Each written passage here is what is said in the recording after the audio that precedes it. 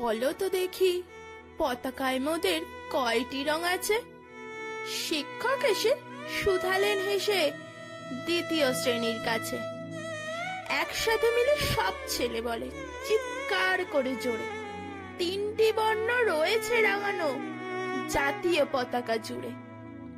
শ্রেণীর পেছনে বেঞ্চের কোণে শিশু ছিল এক বসে, পতাকার মাঝে 5 রং আছে বলল সে মৃদু ভাষে। কথা তার শুনে বাকি শিশুগণে হেসে খায় লুটোপুটি। শিক্ষক রেগে বলেন হেকে, বোঝাও কি করে 5টি।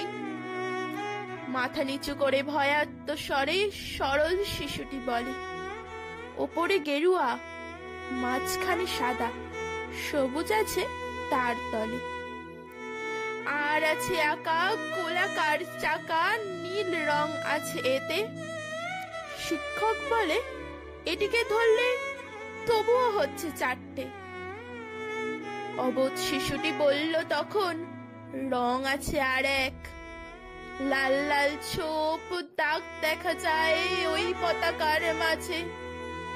বাবাকে যখন আনলে ওরা কফিনের ঢাকা খুলে, জড়ানো রয়েছে দেহখানা তার পতাকা আর ফুলে।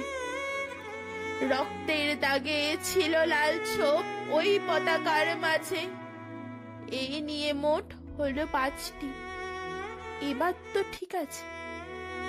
সরল শিশুটির জবাব খানি কাঁপিয়ে দিল বুক, অশ্রু এলো নয়ন ভরে, শুকনো হলো মুখ।